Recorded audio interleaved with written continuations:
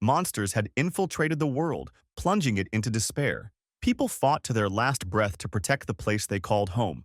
Among those brave souls was the protagonist of this tale, Carcelian Leandian, who battled the monstrous threat with unmatched fury. Years passed, and he kept fighting, slaying countless beasts, stacking up corpses with the only blade he had, and never once showing fear. Eventually, a fateful day came when he clashed with Aaron's half-brother, an absolute beast to deal with. The fight was savage, but in the end he took the bastard down. Yet, the aftermath cost him his life too. Still, fate wasn't done with him. His soul drifted in a void until he encountered a human boy from some planet called Earth. The boy's name? Dojan. On the brink of death, he had one final wish to ask of Vanyan, who immediately refused, not even waiting to hear him out. After all, Vanyan just wanted peace. He'd lost his country to monsters, lost his loved ones, and died a dog's death. He was done with everything. But this boy, Dojan, wasn't exactly clinging to life either. He just wanted his family to live in peace. For once, Vanyan listened. The boy lit up like a kid seeing candy, and with all his courage, asked for his family's safety. So, Vanyan agreed. He'd protect them. And just like that, he found himself on Earth, now in the body of that teenage boy Dojan. His mission? Infiltrate Namson Gate, ranked C for a reason. Only registered heroes could enter. The scanner kept screaming at him to show an ID, which he didn't have. So he just barged through, triggering every security alarm in the place. Once inside, he wandered around, looking for monsters to crush. That's when he stumbled across a party of licensed heroes. They figured he was lost and offered to help him out, since they were heading for the exit anyway. Dojan stayed silent, giving off an odd vibe.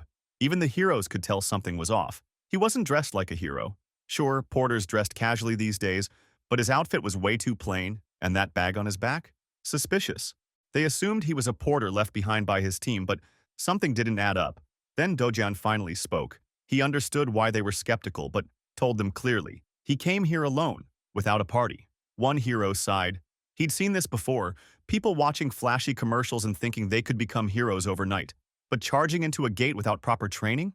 That's suicide. You had to get certified, trained, and tested, especially with this being a C-rank gate. Rookies should stick to F-rank if they want to stay alive. After listening to all this unsolicited advice, Dojan made it clear he didn't need their crap. Naturally, the hero crew was taken aback. They were just trying to help after all. Some got annoyed, but the leader told them to chill. If the kid didn't want help, fine, let him be. He was sure the kid would eventually learn the hard way. Soon, Dojan encountered a giant troll, ready to eat him alive. The monster launched an attack, but missed. Bro moved so fast, the troll didn't even know what hit it. Then Dojan clenched his fist and delivered a punch so powerful the creature's face exploded. Straight up One Punch Man or Omni-Man level destruction. With the monster dealt with, it was time for the good stuff. Loot time. First, he grabbed the sword that bastard was holding. Then he used it to cut deeper into the corpse and pulled out a shimmering gemstone.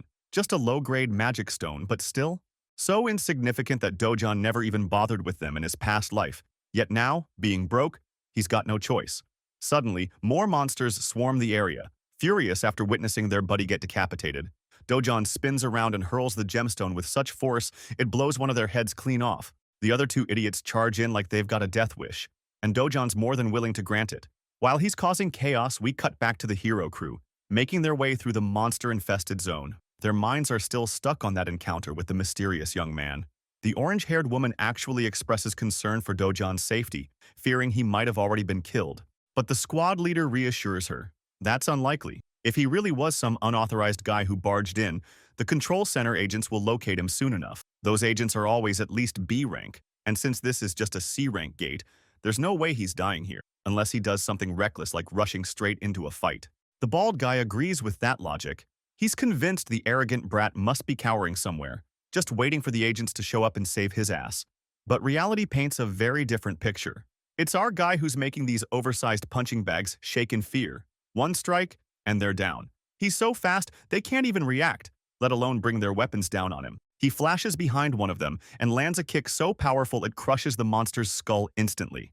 With the enemies defeated, he picks up one of their swords and starts carving out magic stones for himself. After stuffing his bag full, he gets ready to leave, though, honestly, he's disappointed with today's haul. All low-grade junk, just dead weight in his pack. Right then, one of the control agents spots him and alerts the others. Before Dojan can fully react, a group of suited men approach, giving him a hard stare. They identify themselves as part of the gate control center and ask him to present his hero registration card. If he's unregistered, they insist he come with them for processing.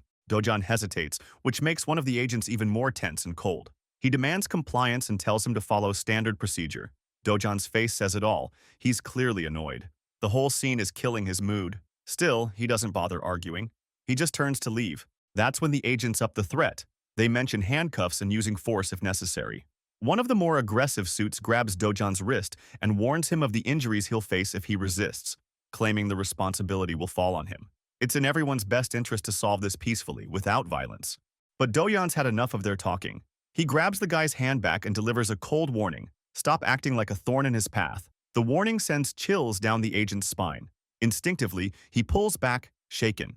The other two agents draw their weapons. Grade 4 magic batons, strong enough to take down an orc. But they lack the power to seriously hurt Dojan. In one swift move, Dojan twists the first guy's arm, making him yelp like the pathetic fool he is.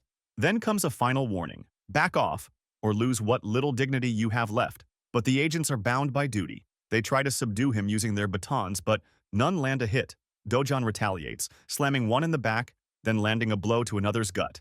That leaves just one, the guy with glasses. The last man standing senses the incoming danger and freezes. Dojan vanishes in a blur, disappearing right before his eyes, sending the man into panic. Out of nowhere, Dojan appears and drives a punch straight into his stomach, staggering him backward in pain.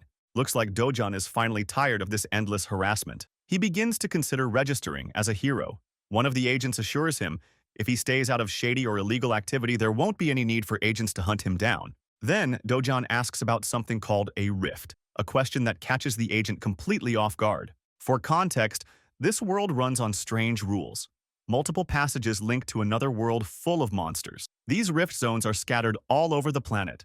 From the corpses of monsters, people harvest gemstones, which serve as powerful energy sources, making them highly valuable. Because of this, the government tightly controls every passage and oversees operations to ensure no chaos breaks out. A controlled and open passage for heroes is called a gate. In contrast, passages that aren't regulated or enclosed are known as rifts. Back to our boy, he finds it insanely frustrating that these suits follow him everywhere, accusing him of trespassing no matter which gate he walks through. One poor agent tries to explain, if an unregistered hero enters a gate without approval, the control center gets automatically alerted, and nearby agents are dispatched immediately. Since Dojan seems interested in entering a rift, the agent warns him, it's not like a gate. Trespassing into a rift leads to harsh punishment, no warnings, no leniency. But Dojan's not trying to hear any of that. He grabs the poor guy by the face and tosses him aside like a garbage bag. At this point, the agent is seriously regretting not calling HQ. This mess is way above his pay grade. Before leaving, Dojan glances back at the trash-tier agent, thinking how pathetic the guy truly is. The man appears to have a fractured arm and keeps yelling threats, vowing to catch Dojan and lock him up. Cut to Seoul Gas and Digital Complex in the Gwancheon district, a massive structure now referred to as the Hero Complex. It's the central hub for all trade related to magic stones or anything retrieved from gates, and these days, the place is booming with activity. Dojan walks into one of the shops that deals in buying and selling magic stones. Inside, he's greeted by a Gen Z dude glued to his phone, mindlessly scrolling through brain-melting Insta-reels. When Dojan says he wants to sell some stones, the cunning store owner instantly switches to salesman mode, claiming they offer the highest prices in the country, that this branch is the best in the business. Dojan places the blood-smeared low-grade stones on the counter, making the shopkeeper wince like he just got backstabbed. He's clearly disgusted by the mess, but doesn't complain and proceeds with the transaction. He even offers Dojan some coffee while the stones are being evaluated. Later, Dojan sips his drink as the shopkeeper carefully wipes the blood from each stone. After tallying everything, he lists the breakdown: 12 low-grade, 16 medium-grade, and 5 upper and lower-grade stones. After deducting a 40% commission, Dojan's payout is around 5.5 million won. Naturally, Dojan isn't thrilled about handing over 40%. It feels wrong. He did all the hunting, took all the risks. So why should this guy get nearly half the money? The shopkeeper smugly says he's actually being generous. Most competitors charge 45% or more. He even offers Dojan the chance to take his stones back if he's unhappy with the deal. No one else would pay better, or so he claims. But Dojan's not buying that crap. He starts packing his stones back into his bag. Seeing his plan fail, the bastard shopkeeper grabs Dojan's hand before he can leave. demanding compensation for the appraisal and the coffee. That's 30,000 won for the stone appraisal, 10,000 for the coffee, and extra for the towel he claims was ruined wiping the blood. Altogether, Dojan supposedly owes him 350,000 won. Dojan doesn't budge. No matter how much the store owner whines, he refuses to give in. Seeing that his tantrum isn't working, the guy resorts to thuggish threats. He calls in the C-class heroes on standby, claiming they'll handle the problem. Right on cue, 3 bulky guys enter through the back, asking what's going on and ready to throw down. Dojan responds with an ice-cold glare. The bastard shopkeeper locks eyes with him, trying to maintain that same energy. A tense silence follows. Then, cut to the shopkeeper's terrified, sweaty face. Moments ago, he was acting like the main character, but he got humbled fast. Dojan effortlessly wiped the floor with his 3 goons, no sweat. A reminder of who the real main character is. Our guy calmly walks back to the counter and renegotiates the commission, down to 1%. No argument, no hesitation. Because let's be honest, who's going to argue with someone like Dojan when he's staring right into your soul? The deal goes through, and Dojan leaves with a fat stack of cash, all earned with his fists, not luck. When he gets home, his grandma and sister are stunned by the amount. Grandma Pa even suspects the bills are fake. But Dojan quickly brushes that off, saying it's just money he got from lending cash to a friend. He claimed it was from a friend who started a business that ended up doing really well. Grandma, however, isn't even sure her grandson has a friend like that. To keep up the story, he throws in another lie, that it was an old childhood friend. Eventually, Grandma stops pressing, at least when it comes to the big questions. Meanwhile, Dojan's little sister is absolutely beaming. She's beyond proud of her big brother for suddenly making the family rich. Dojan affectionately pats her head and talks about the luxurious life they'll enjoy from now on. The little girl jumps around in excitement, happy just to be rich. Watching her like that, Dojan realizes something. He's finally making progress on a promise he once made. He remembers the final words of the boy whose body he now inhabits. That dying wish? To make sure his grandma and his half-sister Yunyong could live safe and happy lives. The poor boy vanished before Dojan could even respond, and when he came to, he had become Seo Dojan. Now, his one mission is to ensure this little family lives comfortably and securely. For that, he plans to buy the safest house in all of Korea, which currently costs a whopping 110 billion won. But for someone like him, earning money won't be a problem, as long as he regains his former strength. This world shares many traits with the one he came from, the one that was destroyed. The key difference? The rifts, gates, and monsters here are all slightly weaker. To someone who once held the title of Sword God, this world feels more like a sandbox. So far, he's only been using 1/10 of his true power. Suddenly, there's a knock at the door. A visitor says he's here to see Dojan. Without hesitation, Dojan gets up and opens it, only to find 2 thugs waiting outside. They're here to collect a supposed debt of 48 million won. Just one look, and Dojan knows they're loan sharks. Apparently, the original Dojan had borrowed 5 million won before leaving this world, just to pay for his grandma's hospital bills. Now, these bastards are demanding 10 times that amount through inflated interest rates. They know he's been earning money through gates lately, and everything's documented in the contract. But the only thing they receive in return is a bone-shattering punch to the bigger guy's jaw. The blow sends him flying, while the other thug stands frozen, jaw on the floor. Dojan then turns to him with a death stare, calmly pointing out that over 9 million has already been repaid. By that logic, they should be the ones paying him interest. Another punch lands, so hard it makes the guy tear up like a pashates. Dojan then tells him to go back and inform his boss that he's paying him a personal visit soon. The scene shifts to a bustling shopping mall, alive with activity. There, little Yunyong lights up like the sun inside a teddy bear store. Dojan brought her out for a shopping spree, and today, she can have anything she wants. Back in the day, our boy wasn't always this soft-hearted. It's the original Dojan's memories that thawed out his once cold heart. Seeing how much that boy cherished Yunyong, even though she was just his half-sister, made him want to carry on the same love and warmth. The girl modestly picks out a small but cute bunny plush. She's careful not to go overboard, but Dojan insists, grabbing her a much bigger one. It's her day, after all, and she shouldn't hold back. She deserves to get whatever her heart desires. They later treat themselves to a good meal. As they enjoy the food, a voice suddenly calls out Dojan's name. It's a middle-aged woman, followed by a squad of bodyguards.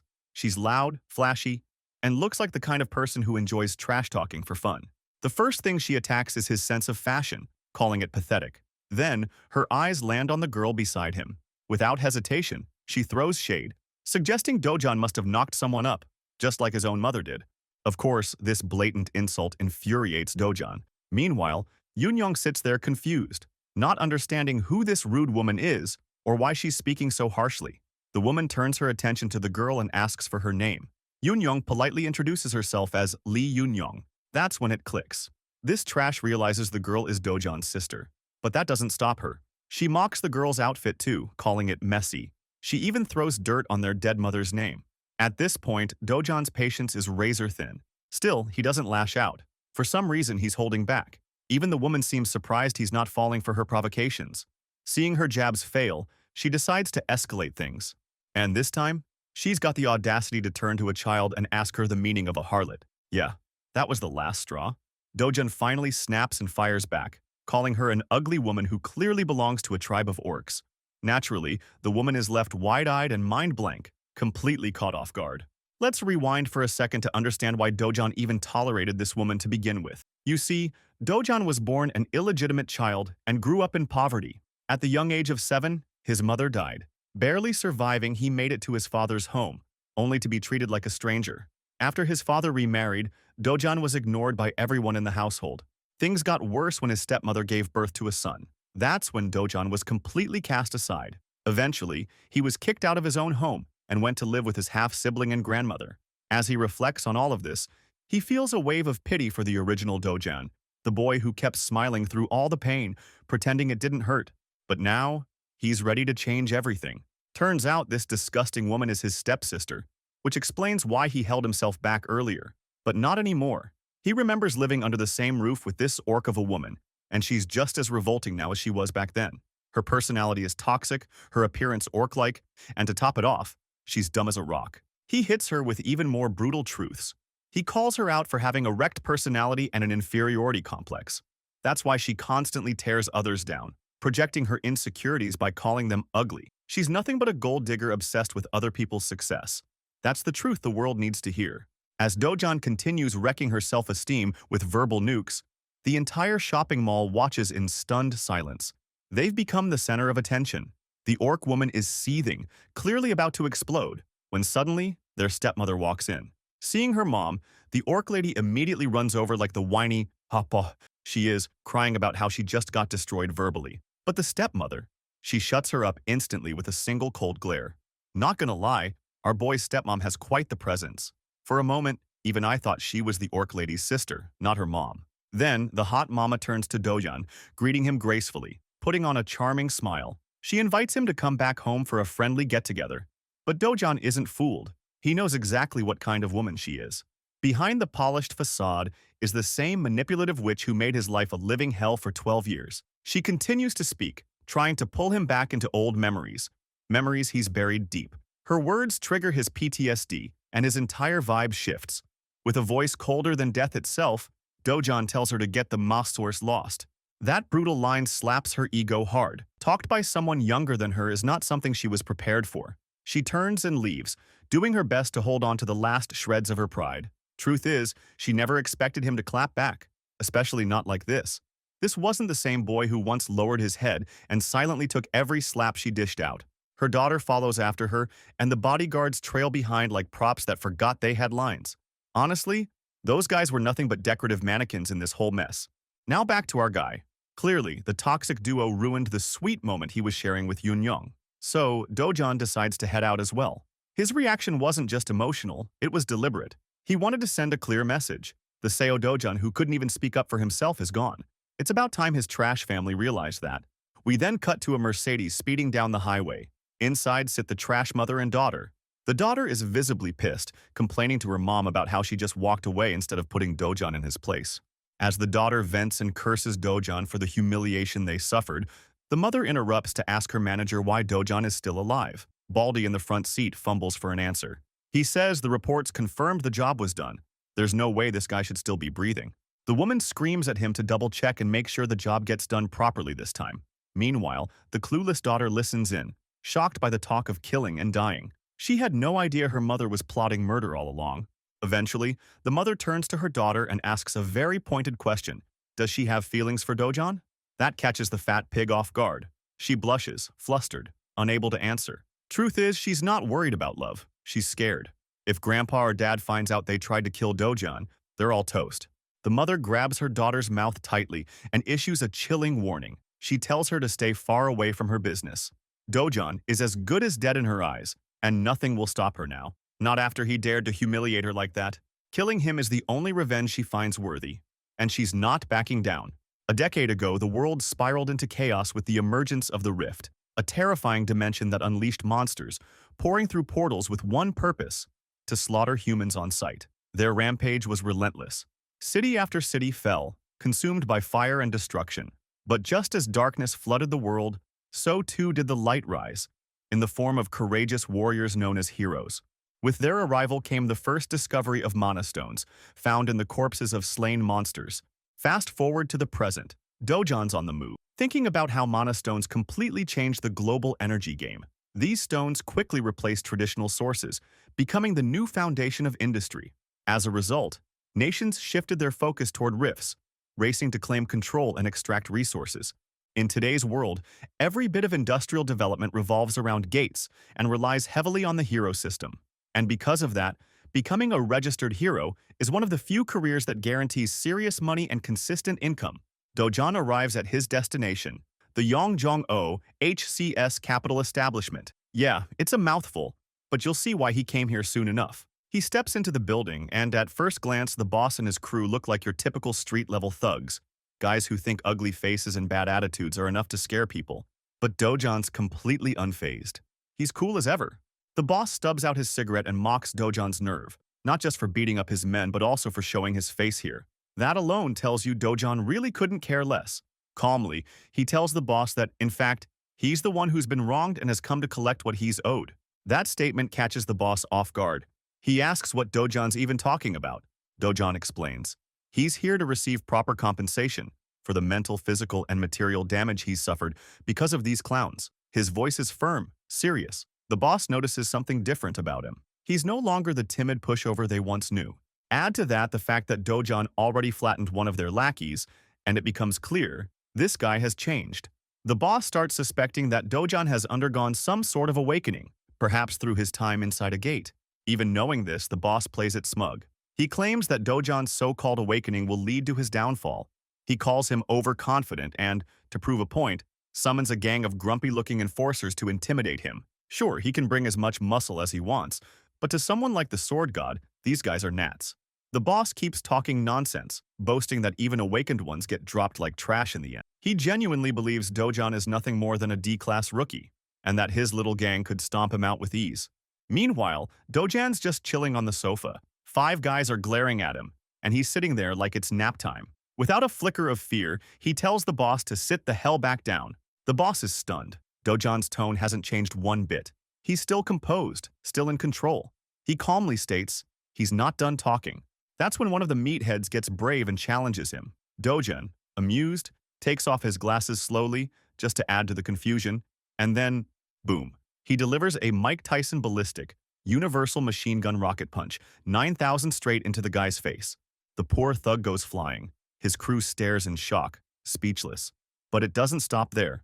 Dojan immediately takes down another one. And while he's handing out beatings, he's also making a point. He exposes the truth behind the boss's operation, a shady underground scheme disguised as a money-lending business.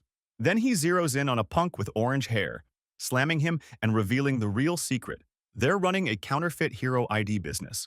Having made his point with fists and facts, Dojan makes it clear. He's looking to get a legitimate hero identity. He wants to officially register and make real money. As the final guy lunges, Dojan dodges and responds with a strike that hits 3 times as hard.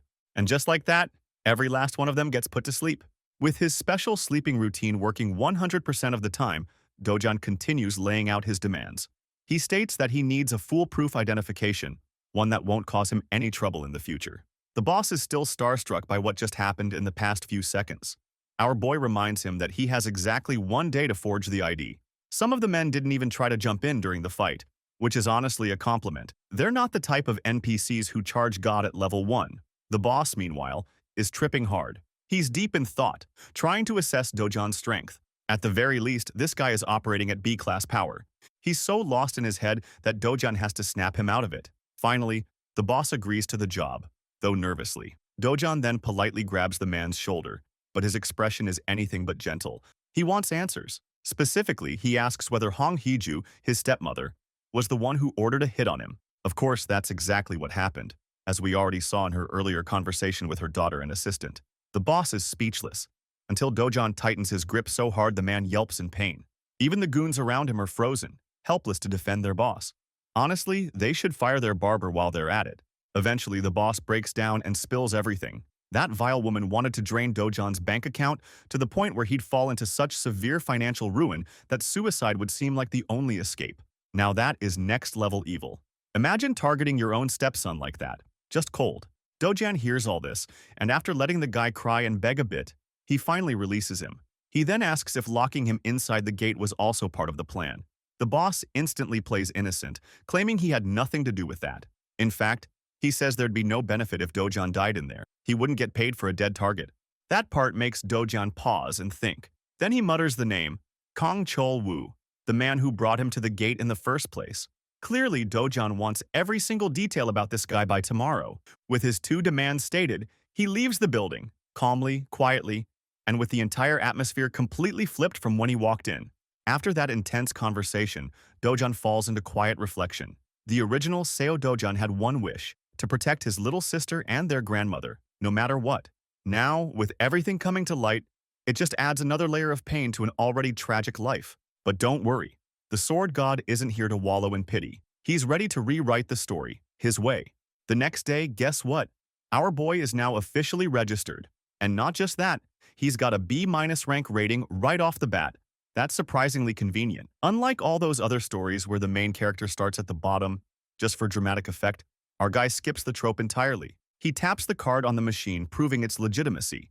The system recognizes him, but also issues a warning. His rank is lower than the danger level of the quest he's about to take. This gets on Dojan's nerves. He's thinking maybe he should have bullied that guy into assigning him a higher rank to avoid these annoying system blocks. Despite the constant warnings not to enter a gate beyond his level, Dojan couldn't care less, and walks right in. Now let's talk specifics. The Night Island Gate. Officially, it's only a B-rank gate. But don't be fooled. Just because it's labeled B-rank doesn't mean a B-rank hunter can survive it. Standard protocol recommends sending someone one class higher than the gate's level. And to make matters worse, this dungeon is ranked D in terms of scale. That means it's massive, and solo hunting becomes significantly harder. Thankfully, the layout is mostly tunnels, which gives Dojan some breathing room to move and fight.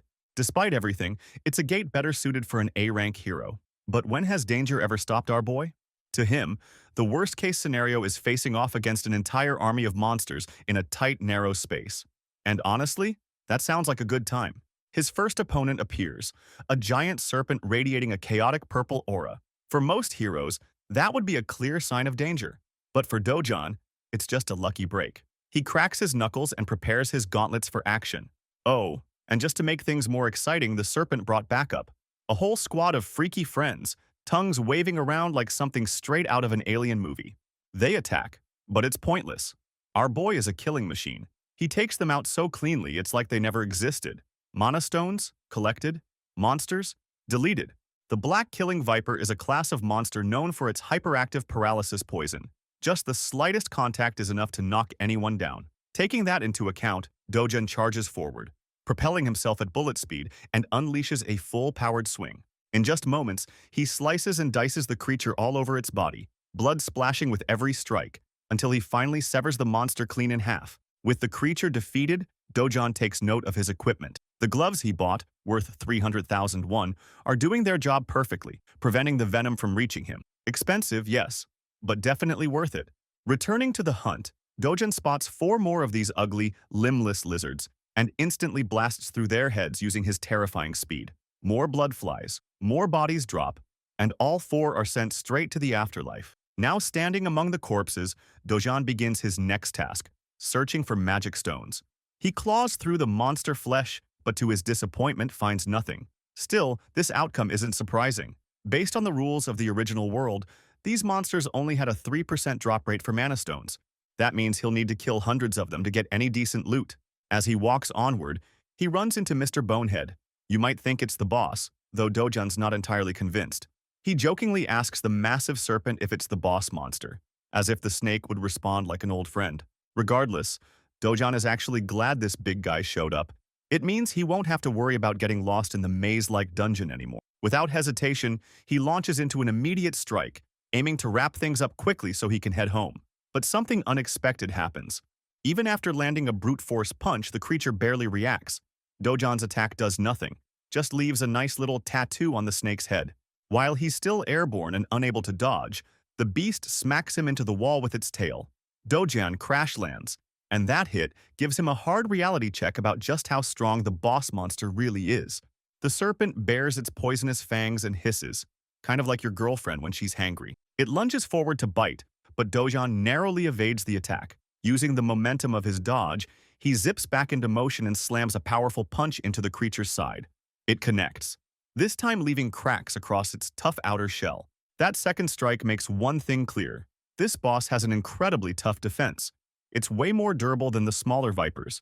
And at Dojan's current level, he can't break through with just one hit. The situation flips. Dojan starts wondering if brute force is really the way to go. At full strength, the sword god version of him would have wiped the floor with this thing. But then, he spots something. It's the sword of a fallen warrior, someone who had once fought this boss and died trying. And now, you'll see why he's called the sword god, not the fist god. The weapon is old, dull, and battered, but he picks it up anyway, because a sword is only as powerful as the one who wields it. Armed and ready, Dojan walks toward the massive snake. The monster launches another furious strike, but Dojan counters, leaping into the air with confidence.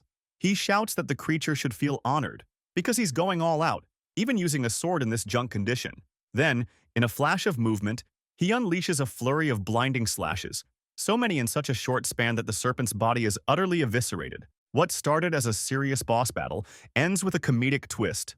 The monster's corpse lies in the background while Dojan's poor sword crumbles into dust. At least he finished the fight before the blade fell apart. With the boss down, Dojan gets an idea. Something clever you don't see many protagonists do. He removes one of the serpent's giant fangs, thinking it would make excellent material for crafting a short sword with a bit of refinement. Treating it as a bonus reward, he finally exits the gate. By the time he steps outside, it's already nighttime. The stars are out. He realizes he spent more time in that B-rank gate than expected. But considering how it ended, the experience only fuels his drive to regain his full strength. There's also a small part of him that feels relieved, grateful that his old comrades didn't have to see him in this weaker state.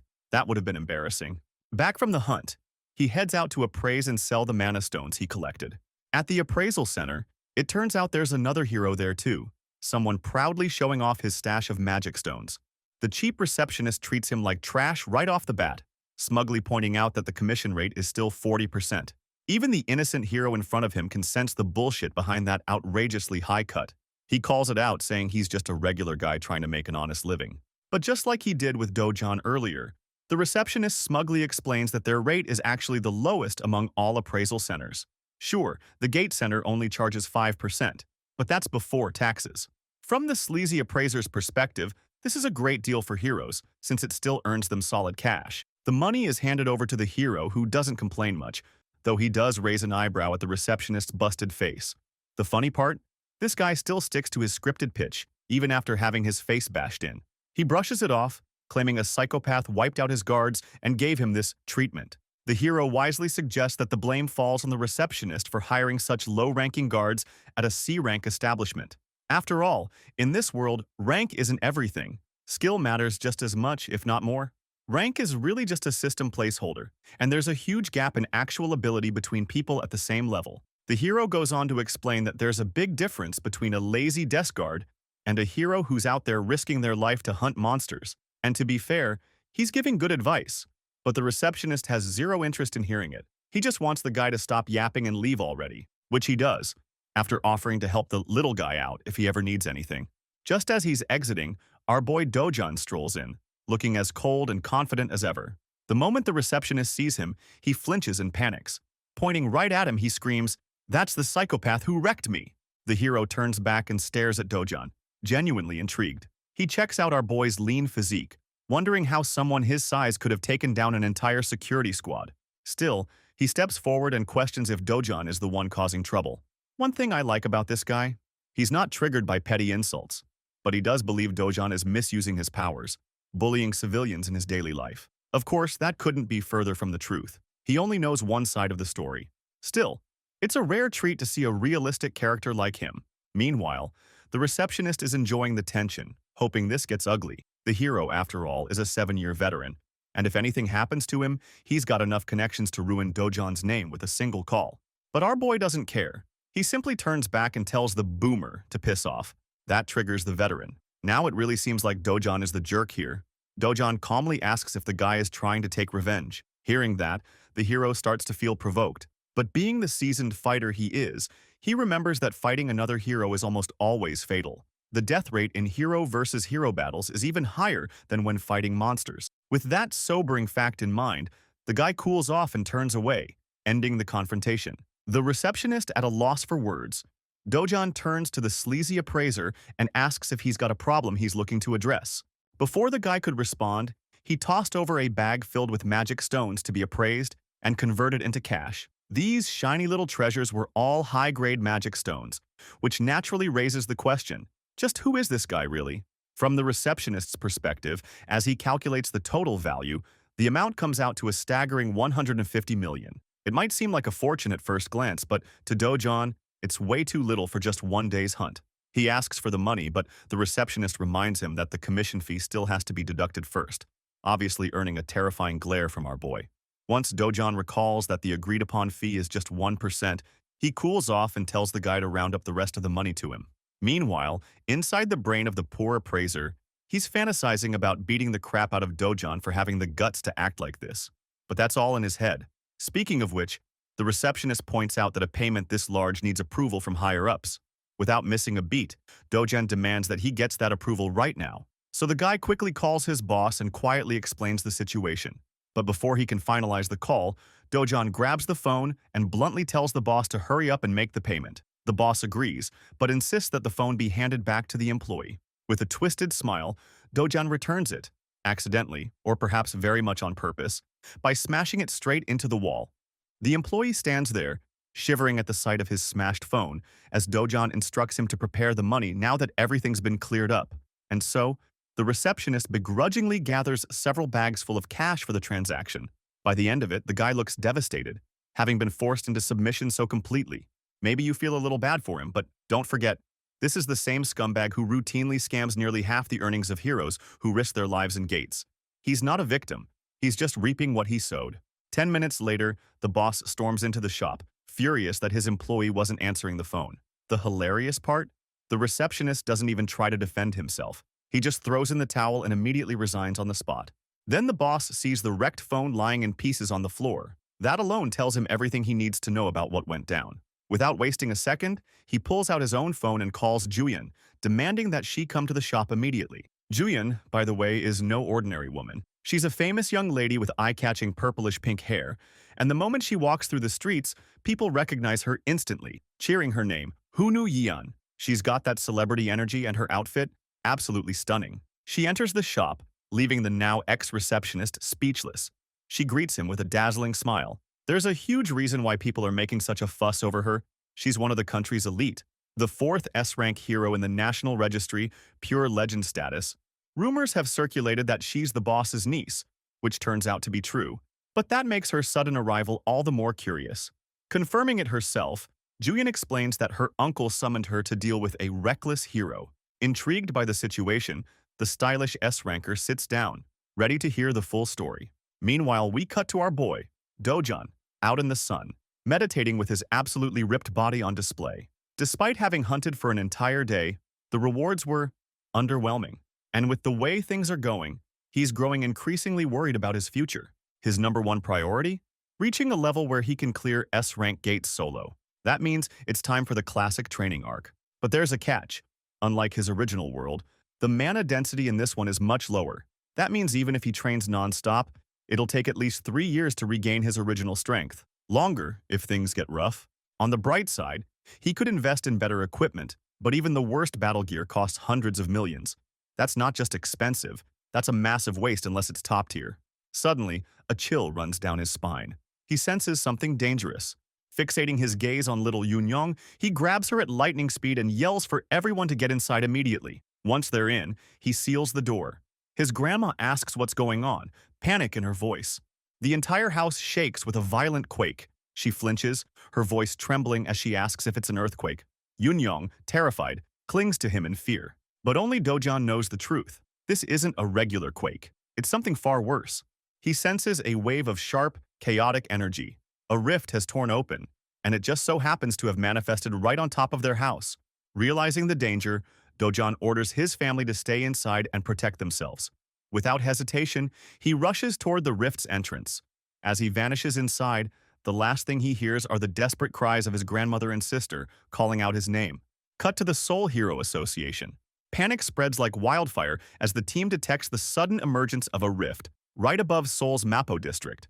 It's been exactly 63 days since the last rift appeared. This one is unexpected, and dangerously close to populated areas. The manager quickly assesses the situation and orders his staff to contact the White Lion Guild immediately. They're the closest guild to Mapo, and time is of the essence. He also instructs them to notify all nearby heroes and coordinate a response. But then he zooms in on the exact location of the rift and freezes.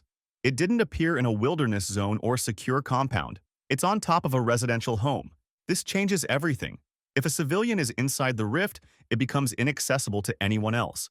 And if the person inside dies, the rift will unleash a monster wave in 10 days, an uncontrollable flood of destruction. That wave wouldn't just destroy the neighborhood, it could jeopardize the entire safety of Seoul. The manager demands to know who entered the rift. One of the staff responds with a name, Seo Dojan, a local resident of the house.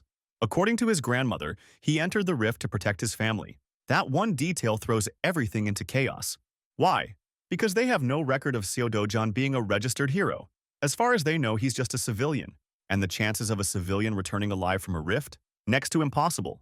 The entire staff is overcome with despair and helplessness. They can do nothing about the situation. In the next scene, we find Dojan's furious stepmother, Hongju, completely losing it upon hearing the news of his awakening. She can't believe what she's hearing.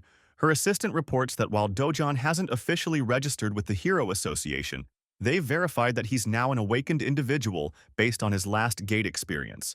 This makes her blood boil. Kang Chol-woo was supposed to finish the job, and instead, all they managed to do was make their target stronger. Slamming her fist on the table, she screams in frustration, wondering how they couldn't manage to kill one man. Adding fuel to the fire is the fact that they took her money for a failed job. Enraged, she roars at manager Lee and sends a furious message to Kang Chol-woo. If he doesn't kill Dojan personally, he'll owe her 10 times the amount they were paid. But then, her assistant gives her unexpected news.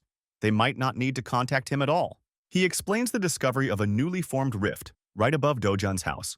After confirming that he entered it, they're certain he won't be coming back out alive. Hongju, suddenly calmed by the implication, smiles for once. Appearing composed, she instructs her assistant to monitor the situation and await further news. Meanwhile, Dojan has just arrived in the rift's domain, a forest. But not just any forest.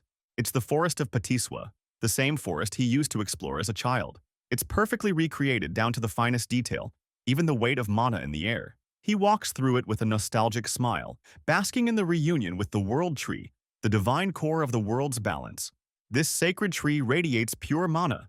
In the old world, its destruction was what started the collapse. Once it was reduced to ash, the natural mana flow was permanently disrupted. But here, in this dimensional rift, the tree is still alive, exactly as he remembers it. Dojan doesn't know why or how, but he's certain of one thing. He now has the chance to reclaim the mana he lost. He sits down to meditate beneath the powerful flow of the tree's energy. The longer he remains, the clearer and sharper his strength becomes. For 3 whole days, he doesn't move. No eating, no drinking, just total focus. And before he realizes it, 10 days pass. All that time, he did nothing but harmonize his breathing and sync his mana. But on the night of the 10th day, something interrupts his peace. A new threat emerges. Alien-like creatures known as the Voltina. Their mission? Burn the World Tree, just like they did before. Only this time, Dojan is here, and he won't let history repeat itself. The creatures lunge toward him. Dojan curses the fact that he doesn't have a water element sword to make this easier. But he's overflowing with mana now, and frankly, he doesn't need a weapon. He is the weapon. And these hands? They're rated E, for everyone. Extending his arm toward the incoming beasts, he channels his mana into a concentrated burst. The force alone knocks the first Volcina flat. The second is stunned, unable to process what just happened. What Dojan just used is called mana release, not telekinesis. It's a direct blaster-type technique where raw mana detonates outward like a shockwave. It's been a while since he's used it like this, considering how low he's been on reserves until now. But the Volsina aren't done yet. To retaliate, they open their mouths and fire concentrated energy beams toward him. The lasers race toward Dojan, who remains the calmest he's ever been. His mana alone is enough to protect him from any incoming attack. As he marches forward, now glowing with radiant energy, he smiles. The world tree is safe. And now? Now he's in the mood to play. The remaining monsters try one last coordinated blast, but before they can unleash it, Dojan dashes forward, grabs two of them by the face, and slams their mouths shut. The result? Their own charged energy detonates inside their heads, leaving behind nothing but flaming, headless corpses. Two magic stones fall to the ground as their bodies disintegrate. Dojan scoops them up with a grin. But that's just a couple down. Now he's really enjoying himself, especially after unlocking a new ability, the Eternal Ember, a power born from this battle. With that, he joyfully cuts through the remaining creatures, grinning from ear to ear as he wipes them all out. A one-sided massacre, a perfect storm. And Dojan? Loving every second of it. Dojan just hit the jackpot. These monsters are dropping mana stones like candy. But among all the loot, he notices something else, a small golden seed, or rather, a glowing coin-shaped item. It's called the Eternal Ember. As he picks it up and holds it in his palm, he immediately feels a surge of power. Crushing the chip and releasing its flames, he reclaims more of his lost strength. The way he plays around with the ember, so casually, feels oddly reminiscent of Sukuna from Jujutsu Kaisen. Now, under normal circumstances, the ideal strategy here would be to remain by the world tree and slowly gather mana. But there's a problem. Dojan's body has reached its physical limit for natural mana absorption. The second method? Absorbing the Eternal Ember directly. Doing so will alter the very nature of his mana, transforming it into fire mana. And so, he chooses to do exactly that. As he absorbs it, his body flares up, now producing an intense rush of flame energy. In his previous life, he never bothered with this technique. Back then, he didn't need the Eternal Ember. But now, it's essential. Unfortunately, each ember takes around 10 full minutes to fully absorb. Luckily, he's gathered quite a few, enough to spend some time feeding his body what it needs. And he plans to absorb every single one. Meanwhile, the public is in a frenzy. The appearance of a rift above Dojan's house has drawn reporters and bystanders to the area. Agents and Hero Association staff are stationed outside, protecting the perimeter. A man named Bang Xionggu is visibly pissed off, all because one guy, Dojan, entered the rift without permission. To be honest, he looks like a cleaner version of Yan Ho from Solo Leveling. Our protagonist, Kim Hyun-woo, who sports blue hair, sympathizes with Dojan. He understands why he did it, to protect his little sister. But Xiong isn't buying it. He accuses Dojan of rushing in like some greedy idiot who didn't care about the consequences. If he wanted to end himself, fine, he says. But going into a rift unprepared? That's just putting everyone else at risk. If Dojan dies in there, the rift will unleash a monster wave, and that's the real issue.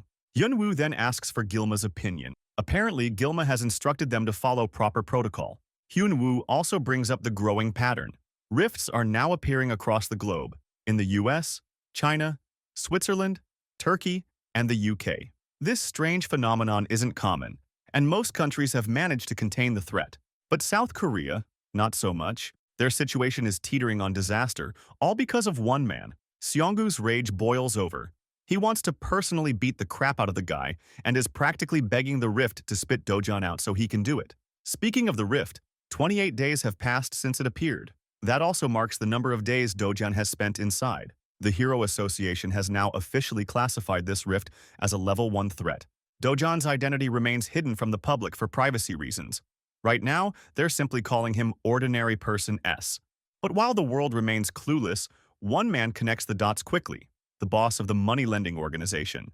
His assistant confirms the reports, verifying that the individual in the rift is indeed Seo Dojan. Kim Yanggu, the president's right-hand man, delivers the news to Hwang Chonggub. Curious, Chonggub asks what Dojan's chances are of making it out alive. Yes, I'll say the meme.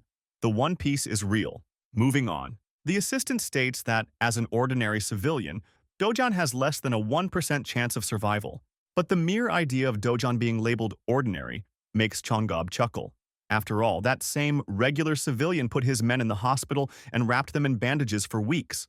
From the world's perspective, they're severely underestimating him. Still curious, Changab asks, "Okay, what if he's actually awakened? What then?" The assistant explains that it all depends on the hero's rank and ability, and without exact data, it's impossible to predict. Even Changab admits there's a difference between combat ability and pure survivability, especially inside a rift, where the rules are warped. Regardless, Changab remains the same scumbag he's always been. He says he wants to protect Dojan's family, but not out of kindness. No, he plans to sell their organs if Dojan doesn't return, and if he does survive, he'll still slap him with a mountain of debt for taking care of them. This man is the embodiment of a leech. And with that, the scene transitions back to the mesmerizing world tree. Our boy is now fully immersed in his training arc, his body thriving with flame mana. He's lost track of time. Days? Weeks? He doesn't know. All he knows is that he's been grinding non-stop, absorbing hundreds of firestones. Thanks to this intense effort, he's now gathered so much flame mana that he can manipulate it in any form he desires. His body's resistance to fire has also skyrocketed as a natural side effect. When he compares his current self to his past self, specifically regarding the fire attribute, he realizes he's already surpassed who he once was, at least slightly. Mastering this element? It's a milestone. Embracing the world tree gently, he shares a tender moment with it. It's always been there for him, during the collapse of the old world, and now, here again. Because of that, Dojan feels nothing but gratitude. To carry his mana stones, he's crafted a small bag using the surrounding vines, now full with the fruits of his journey. Looking up at the divine tree one last time, he understands something painful. He may never see it again. Still, he hopes their paths cross once more, because if the world tree is ever in danger again, he'll be there. And this time, he'll be ready to protect it with his life. And I don't know about you guys, but that scene? That was something special. That night, Dojan finally steps out into the world, emerging from the rift, alive and whole. It's quiet. No one is around. He figures most people assumed he died in there and were probably expecting a monster wave to erupt at any moment. But he senses something, a strong presence nearby. Deciding to investigate, he takes off, sprinting toward the source. Moments later, he spots two familiar figures, the agents Hunwoo and Seonggu, one calm, the other eternally irritated. From their outfits alone, Dojan immediately assumes they're association members, which is a problem. If they catch him, things could spiral fast. To avoid that, he spins up a flaming ball of mana and hurls it across the rooftops. The impact is loud, an explosion that echoes through the district. Both agents snap to attention the moment they hear it. "It's fire," Seonggu mutters, already moving. They arrive at the blast site to find locals standing in shock. "What the hell is going on here?" Seonggu asks, eyes wide. Back in the shadows, Dojan watches his flame powers in action, impressed by their accuracy. Not bad at all. He thinks back to his old friend, Tusk, the greatest fire mage on the continent. If he were still around, he wonders what he'd think of this new power. Would he be impressed? Suddenly, Hyunwoo's senses spike. He looks to the sky, the rift. It begins to flicker, then slowly dissolve into mist. Both agents race toward it, only to watch in disbelief as the rift fully disappears. Its connection to their world is gone. Meanwhile, Dojan quietly moves on, heading to his next destination, unseen. The following morning, news breaks. Headlines everywhere cover the rift that appeared in Mappo, the one that lasted an entire month. Reports state that it vanished 29 days after Seo Dojan entered. To the Hero Association, this proves their earlier predictions wrong. No monster wave occurred. But the reason behind the rift's disappearance remains a mystery. Investigations are ongoing. There's also confusion around a sudden fire that broke out in a nearby junkyard around the same time. Most people now believe Seo Dojan is dead. Just another reckless soul who paid the price. Unknown to them, he's alive, hiding in plain sight, listening to the divided opinions. Some mourn him, others blame him. But to Dojan, the rift's disappearance isn't a victory, it's a loss. He's heartbroken. The world tree is gone, out of his reach. He may never see it again. Still, he may have lost the chance to protect the tree, but there's one more thing he can protect. Which brings us to HCS Capital. Inside, the rats are celebrating. They're convinced Dojan is dead. And now, they think they can wipe out the old grandma and the little sister with ease. Changzab is the kind of person who enjoys squeezing people until there's nothing left. One of the goons even jokes that they should let the little sister grow up so they can use her later. Sick. While they laugh and plan like unchecked animals, a familiar voice echoes through the room. "Where's your boss?" The scene cuts. We find Changab, humming happily, going about his day, thinking Dojan is finally gone for good. His assistant reads out the day's schedule. Pretty open, aside from lunch with another CEO. Hearing that, Changob smiles. Tonight, he plans to party hard, but he has no idea. Dojan is coming. Inside a club operated by Madame Kong, the atmosphere is filled with meaningless chatter until he walks in. As Dojan climbs the stairs, the noise fades. What he sees next is chaos. His enemies tossed around like rag dolls, blood splattered everywhere. And at the center of it all stands the man everyone thought was dead. Dojan throws Changob to the ground and issues a chilling command. Crawl to me like a dog. That bone-deep order makes the president of the company tremble in fear. Dojan walks past the wreckage and sits in the boss's chair, completely assuming control of the room. Looking down at the pathetic man, he repeats the order. Still struggling to comprehend the humiliation, Changob hesitates, until he realizes he has no choice. He crawls like a dog, slowly, shamefully, ruthless as ever. Dojan follows up with another command. Bark. The sharp clarity of that demand pierces the silence. Changob whimpers in humiliation before letting out a weak bark. But our boy isn't satisfied. He makes him keep barking, again and again, forcing him to act like the animal he is, for everyone to witness. Dojan looks down at the disgraced man, calling out his name with venom, and stating that people like him only pretend to be loyal, waiting for the perfect moment to stab others in the back. I've dealt with second-rate scum like you my whole life, he says coldly. Changob, now sniveling, begs for mercy. He's willing to serve like a loyal dog if that's what it takes. But Dojan's had enough. With one brutal slap, he sends the man reeling, blood splashing from his mouth. Then Dojan turns to his assistant. He calls the man forward and promotes him on the spot, naming him the new boss of the company. He advises the assistant to stop working for a spineless traitor like Changob. Then comes the final order. Kill him. Stunned, the assistant pleads. He explains that Changob has too many powerful connections. If he kills him and takes the position, things will spiral out of control. He begs Dojan to spare the man. Just one more time. Dojan isn't amused. You people know how to get rid of bodies better than anyone, he says coldly. Wrap him in a barrel and toss him into the endless sea. You've done worse. But since no one steps forward, he changes tactics. He threatens to toss the entire group into a gate as monster food if they don't carry out the order. Just the mention of that fate is enough to reduce Changob to a sobbing mess. Begging on his knees, he swears loyalty. He promises never to betray Dojan again and to serve him unconditionally. Now, Dojan pauses. He could kill this man and be done with it, but he admits to himself that he's changed. In this life, he's become softer than the merciless being he once was. So, he offers a hand. Changob, overjoyed, shakes it with gratitude, almost ready to cry tears of relief. But something's wrong. His hand is burning, engulfed in blazing flame. Yes, Dojan may have softened, but he's still ruthless.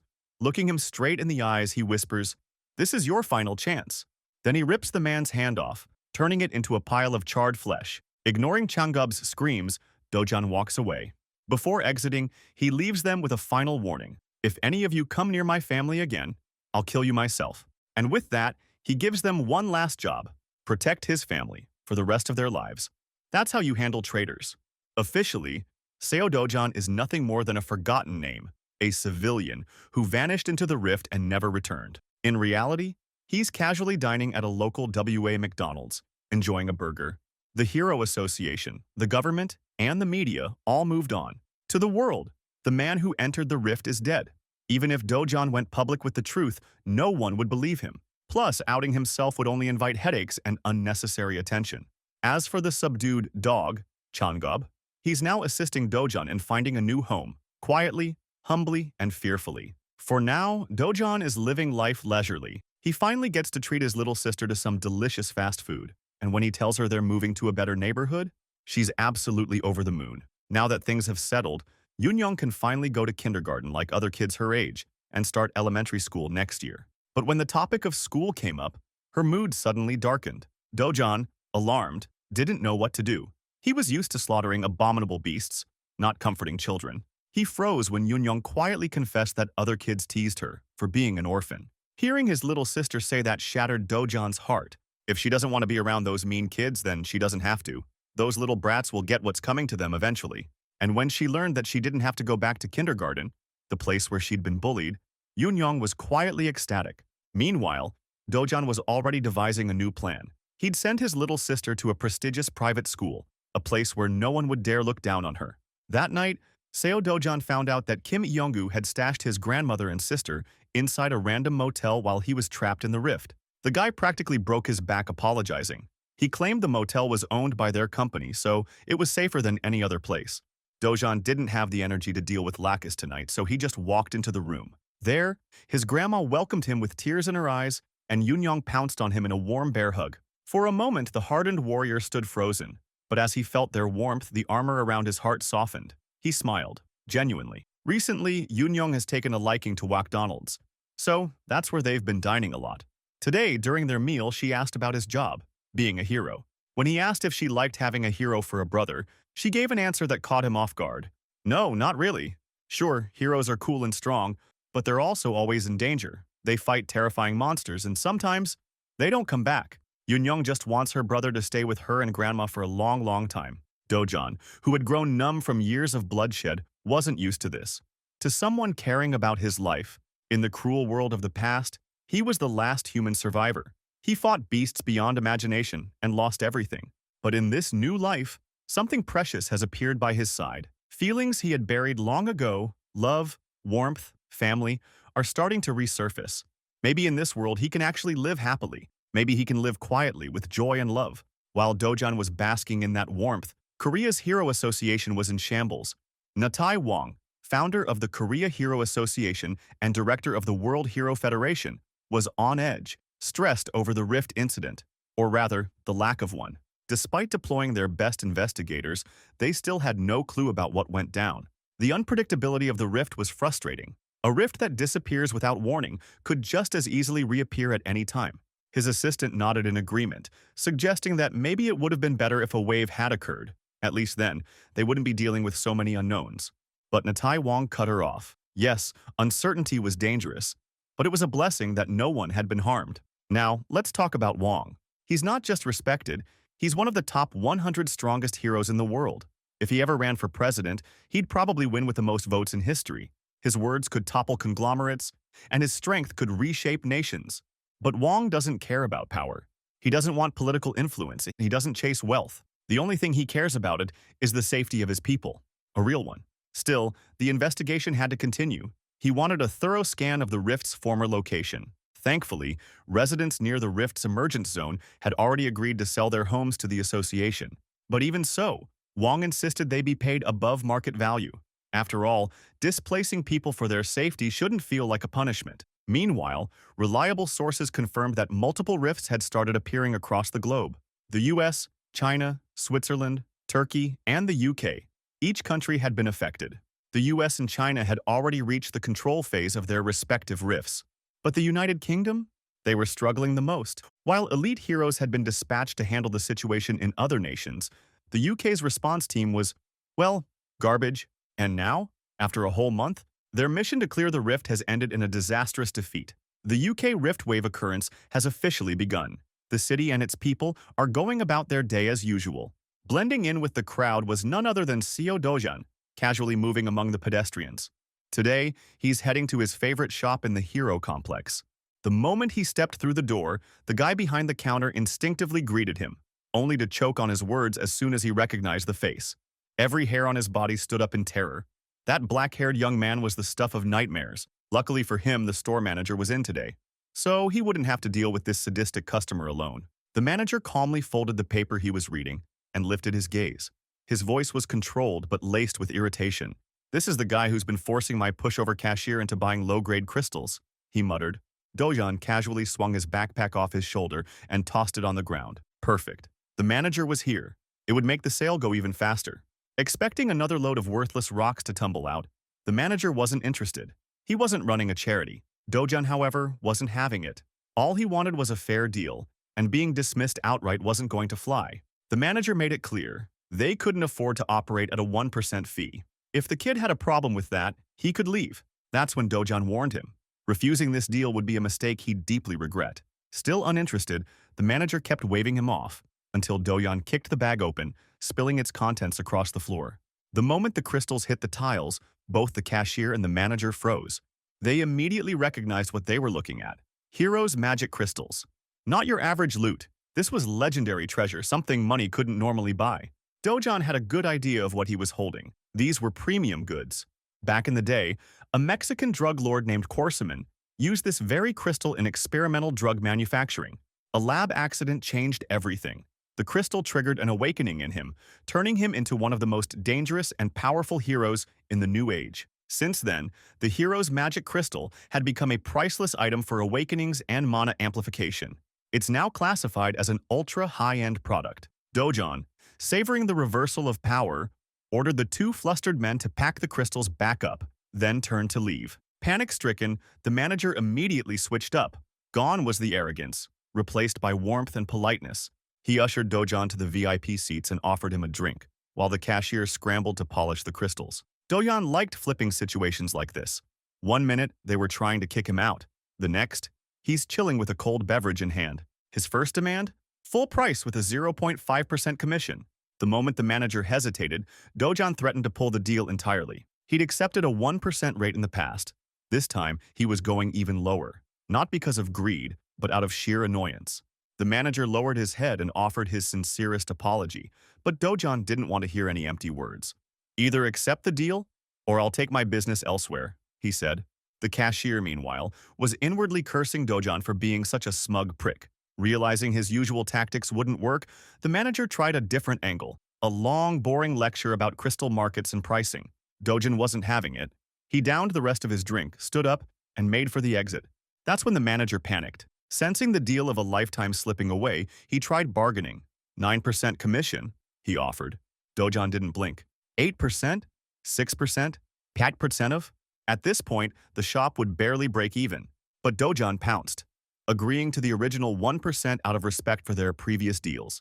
Inside, the manager wanted to scream. The kid was blatantly extorting him, but he just couldn't afford to lose the product. Then Dojan said something that nearly made the manager wet himself with excitement. "I've got about 7 more bags of this back home." That was all he needed to hear. A contract was quickly produced and signed. Within minutes, 67 billion won entered Seo Dojan's bank account, roughly 48 million US dollars. At this rate, that 110 billion won dream house doesn't seem far off. Of course, the only downside is that acquiring high-grade magic crystals through normal gates takes way too much time. But if Dojan could figure out how to travel freely between rift zones, then he could farm like a madman and build an empire. While looking at his phone screen, a national alert popped up. An administrative message had just been sent to everyone in the country. The wave outbreak in the southern region of the United Kingdom had finally been announced to the general public. As a result, all travel to the UK was immediately banned. After reading about an actual global crisis, Dojan lost interest in messing with the shop manager.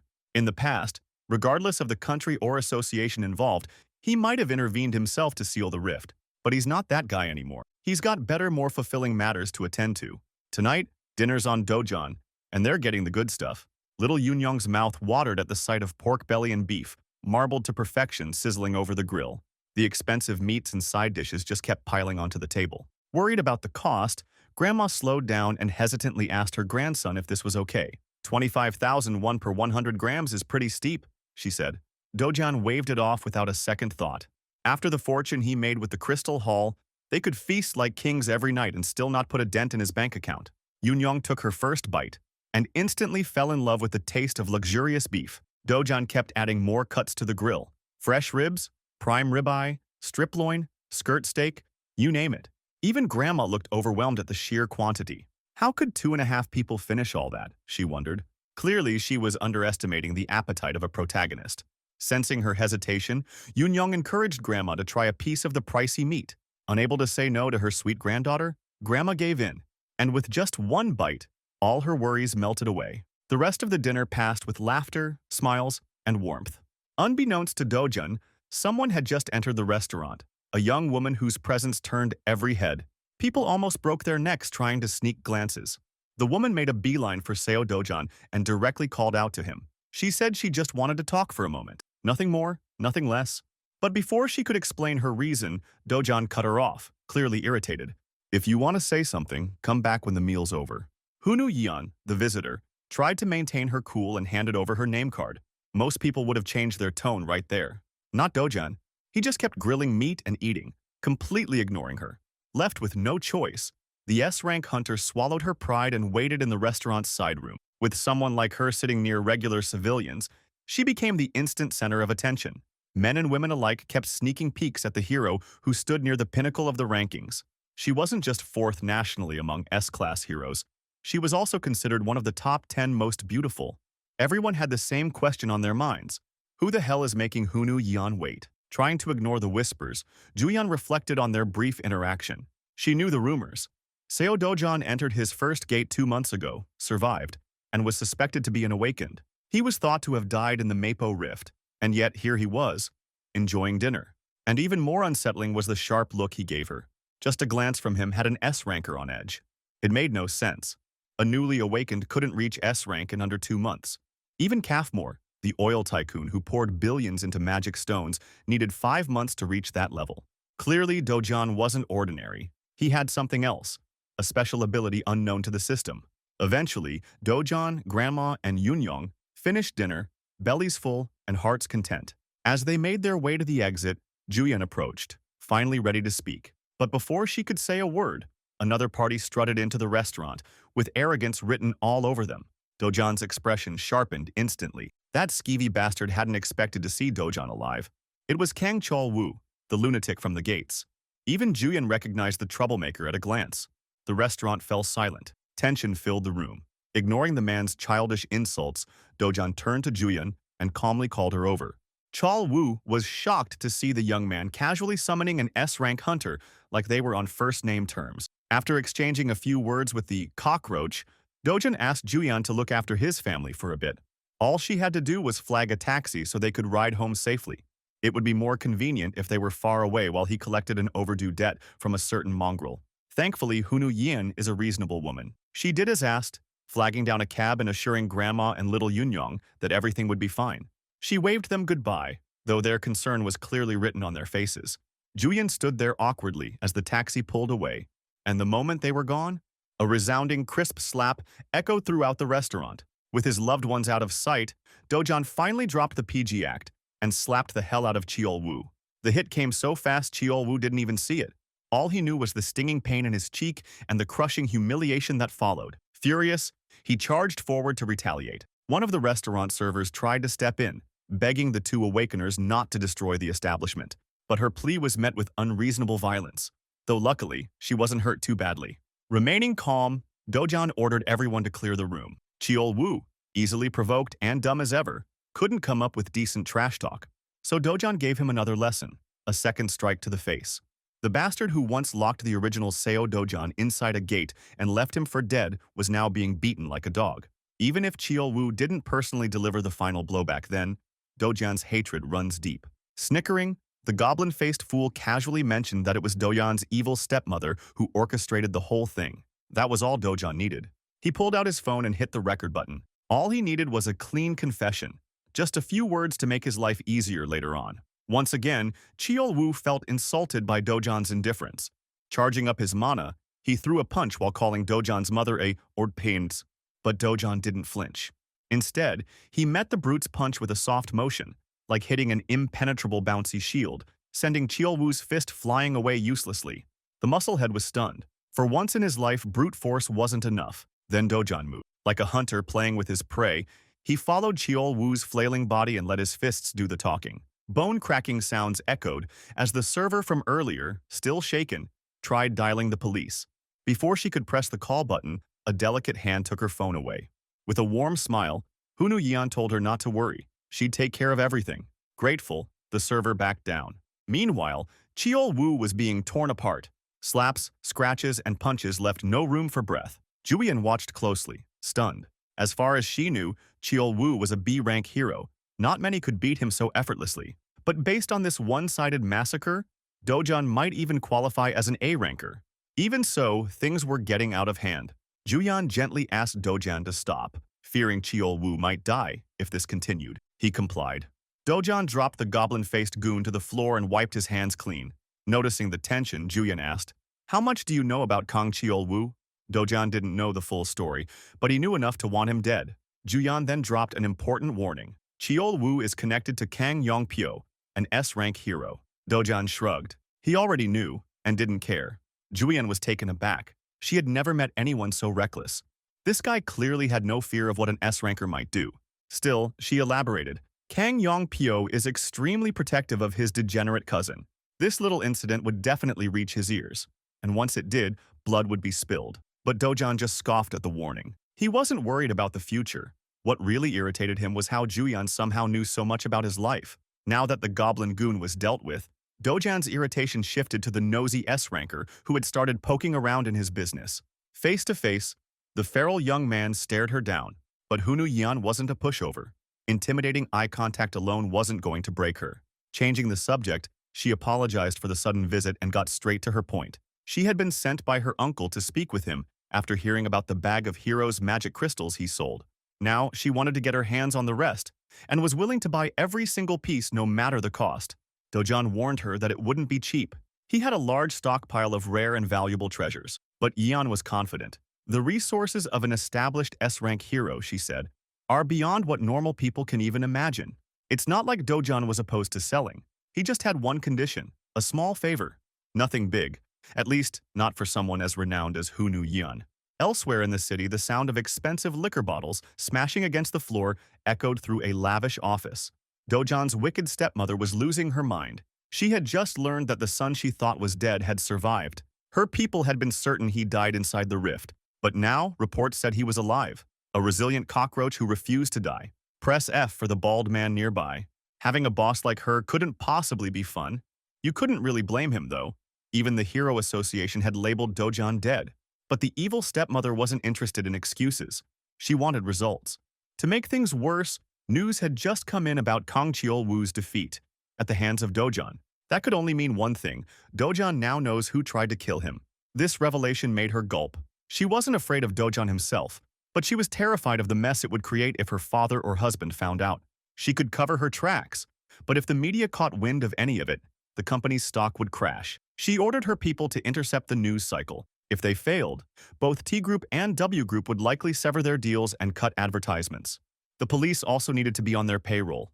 Her staff had already started damage control. That lifted some pressure off her shoulders. Then, Director Lee, the bald man, whispered that these cover-ups were just band-aids, not solutions. But he had an idea. He suggested using Kang Yong-pyo, the infamous S-rank hero and cousin of Cheol-woo.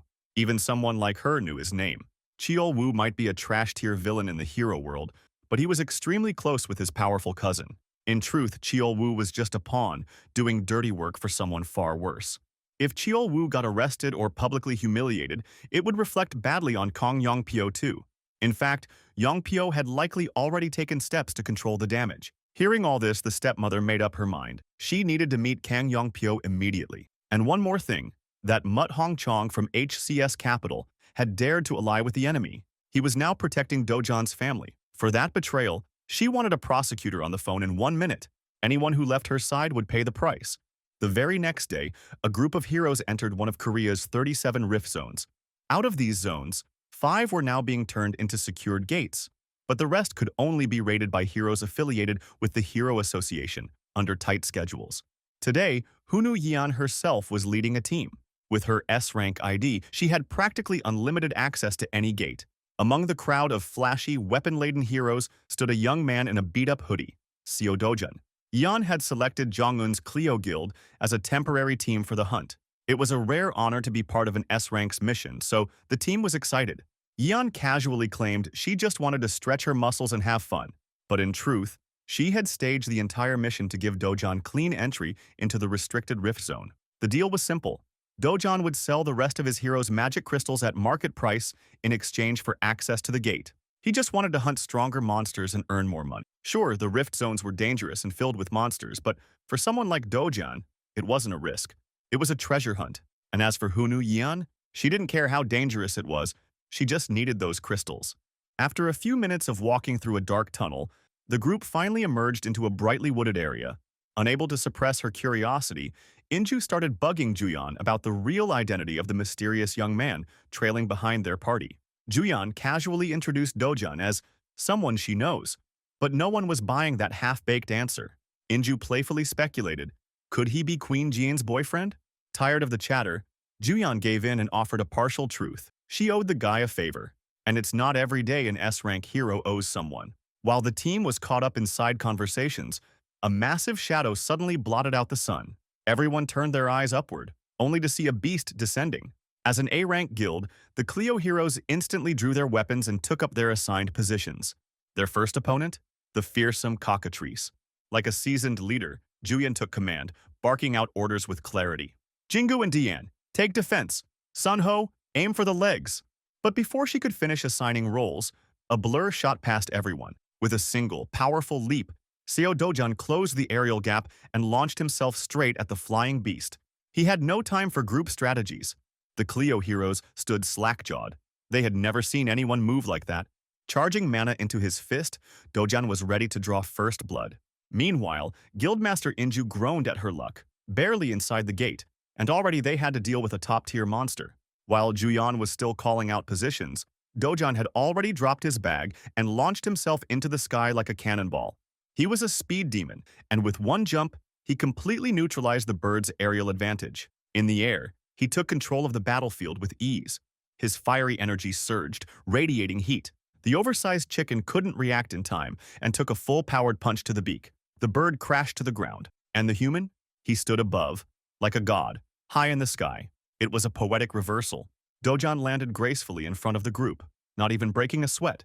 The cockatrice was on death's door, the mark of Dojan's fist still visible on its shattered face. The Clio Guild stood in stunned silence. Even their S-rank carry couldn't believe it. Then, with no ceremony, Dojan lifted his leg and began stomping the creature's head until it was nothing more than meat paste. Brutal? Yes, but necessary. Killing a cockatrice takes overwhelming force. With every kick, bones cracked and blood splattered. The group could only look on in horror. Now Inju's curiosity was burning. Who the hell is this guy? Honestly, even Juyan wasn't sure. All she knew was that Seo Dojan was strong. No, calling him strong was an understatement. Only a handful of heroes in the world could do what he just did. Killing a cockatrice in a single blow wasn't normal. Juyan downplayed it, mentioning that even her sister belonged to that elite group. Still, Inju couldn't stop thinking about it. This guy was a hidden powerhouse, and she'd just witnessed it firsthand. Juyan had taken note too. His raw power, his decisiveness, his control. Her curiosity deepening, she turned to Inju with a change of plans. She wanted to head to the center of the gate with Dojan. She'd leave the rest of the group on the outskirts. Juyan approached the young man carefully. He was already carving up the cockatrice for loot. Before she could speak, Dojan cut her off. He warned that he wouldn't share any loot with people who hadn't helped in the kill. Thankfully, Juyan wasn't interested in scraps. She had a different offer. Let's go deeper into the gate, somewhere more challenging, more fitting for your level. With a grin, Dojan accepted. Juyan knew the layout of the gate like the back of her hand. She'd lead the way. All Dojan had to do was follow. Without another word, she blasted off into the distance, her speed creating a sonic boom. Dojan casually watched her vanish, slung his bag over his shoulder, and took a sprinter's stance. He gathered mana in his legs, then exploded forward, the shockwave almost knocking the Clio Guild heroes off their feet. Inju blinked in disbelief. If Juyan is a bullet, then that man moves like light. Left behind, the other heroes looked at each other, waiting for orders. Of course, chasing after those two was pointless. Today, they had no choice but to accept the truth. They were the sidekicks, the small fries. Nevertheless, this is still a decent gate with plenty of monsters to hunt around the outskirts. In the outside world, normal people praise these hunters as powerful A-rank heroes, but in front of a true S-ranker, they're barely worth mentioning. Juyan and that man, Seo Dojan, are simply leagues above the entire Clio Guild. Speaking of those two, their race across the woods continues at breakneck speed. Without much effort, Juyan constantly checks her flank for signs of Dojan. Seeing no one behind her, she begins to relax, thinking maybe she overdid the initial sprint. Just as she considers slowing down, Dojan suddenly appears by her side, casually asking if they can go a little faster. Juyan nearly trips, her concentration broken. She's never experienced something like this before. Someone is actually keeping up with her. When it comes to speed, she's in the top 2 in the entire nation. But that list might need an update now. A few moments later, Dojan halts and teases her for being slower than expected, especially since she was clearly trying to flex her speed. While the S-ranker catches her breath, Dojan turns his gaze to the horizon. In front of them lies a massive mountain range, reaching high enough to scrape the heavens. When asked what's hiding inside that rocky terrain, Juyan's expression darkens. That place is the lair of the Rift's boss monster, the Kassarian. This so-called Kassarian is a giant 20-meter beast, resembling a draconian wyvern. Juyan doesn't even want to entertain the idea of trying to subjugate it. Typically, you'd need at least 3 combat-oriented S-rank heroes just to stand a chance against the creature. But Dojan knows something important. Cassarion has a chance to drop an imaginary grade magic crystal, a treasure ranked just below the highest possible grade. With such an enticing reward on the line, he won't let it slip away. Obviously, Julian is against the idea. But Dojan? He's fighting that draconic bastard, with or without her. Julian watches as he fearlessly charges forward, already scaling the mountains to face the beast. She feels like she has no choice but to follow him into madness. Something grim is definitely waiting inside the boss monster's lair. Dojan bursts in, radiating a confidence that could shake anyone's core. And it shakes Julian to hers. But what happens next is even more shocking. When she finally catches up to the lair, she finds the Cassarion already dead at her feet. The fight is over, and she has no idea what just happened. Dojan casually pulls his blade from the monster's corpse, leaving her at a complete loss for words. Julian reflects on how ridiculous this is. This wasn't just any boss monster. She brings up a renowned hero named Park Hale, who built his reputation on subjugating monsters like the Cassarion. Even as an S-rank himself, the first time Park Hale went after the Cassarion, he brought 30 A-rank heroes with him. Yet, even with all that backup, the attempt ended in tragedy. The A-rankers were slaughtered, and Park Hale barely made it out alive. He only survived by clinging to life. The second time, he returned with another S-ranker and 100 A-rank heroes, a literal small army. That battle was brutal. They targeted the beast's wings to stop its flight, and then launched wave after wave of attacks until the monster finally fell.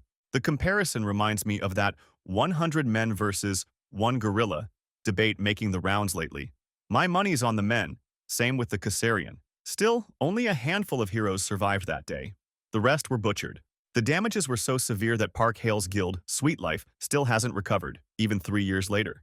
And yet, here stands this average-looking guy having defeated the same Cassarion without breaking a sweat. As Julian stares, Dojan simply reminds her that she won't be getting any of the valuable loot if all she did was stand around fighting air. The remark annoys her, but more than that, she's overwhelmed by just how insane this man is. If she hadn't witnessed it herself, she would have never believed such an outcome. That same terrifying Cassarion, taken down in a single strike, by one man. Meanwhile, Dojan calmly harvests the gorgeous magic crystal from the creature's body. He glances at it, then informs her that he no longer needs an escort. From here on out, he's fine alone. As for the other valuables, claws, fangs, bones, he shows little to no interest in them. Turning away, he plainly rejects her and leaves the S-ranker behind. Stunned for life, Dojan doesn't care about praise or awe. Instead, he channels his energy into collecting monster crystals. As a gesture of goodwill, or perhaps indifference, he even allows Julian to keep all the other valuable body parts from the beast as a form of payment. Julian examines the creature for a moment, then shrugs it off. She doesn't need anything from it either. As evening falls, the rest of the group is shocked speechless. One guy managed to gather 3 full bags of magic stones? Even among competent A-rankers, that's unheard of. For their entire guild to collect the same amount would have taken at least 20 hours of focused effort, and based on the quality of the crystals, maybe even more than 3 days. The whole situation raises the same question on everyone's mind. Who the hell is this guy? All eyes turn to Julian, the one who brought him here. And yet, she looks just as lost as they are. Based on her own words, even the A-rank guildmaster can't comprehend how Dojan defeated the Cassarion without specialized equipment. That feat alone puts him at the top of Korea's hero ranks, a class entirely of his own. They're all thinking the same thing. Our boy is built differently. One guild member even speculates that he might be the strongest person in the world at his current level. It's insane to even consider. Just then, an exhausted but composed Dojan returns, carrying even more bags of loot. With just a single day of hunting, he's already gathered enough to rival the weekly haul of entire A-rank teams. The group now believes no one outside would even believe this story if they reported it. His power is godlike, unreal. In fact, they're told explicitly not to share anything that happened here today. That's something they have no choice but to accept. The stunning S-rank hero walks over and strikes up a conversation with Dojan. From afar, it almost looks like a couple flirting, at least to the rest of the party. They're already shipping them. It's hard not to, given how both of them are monsters in combat and seem perfectly matched. But the illusion shatters just as quickly. The A-rank guildmaster quickly realizes this isn't some romantic spark. It's an argument. Their body language says it all. She can't believe what she's seeing. Someone is actually talking down to Julian, and she's taking it? To make it worse, Dojan hands her a bag and walks away without saying another word. The guildmaster is left stunned once again. As for the bag's contents, Jean relays Dojan's own words. He fears becoming an overnight celebrity if word gets out that he's the one who killed the Caesarian. Since that's not a fate he's interested in, he's dropping the entire burden onto her shoulders. Hearing that, both of them are left completely baffled. But irony always wins. The law of manifestation kicks in. Despite everything, Julian starts getting curious about him, really curious. Whether she admits it or not, the girl is falling in love. These high-quality videos take a lot of time to make, so don't forget to like and subscribe for more awesome manhwa recaps.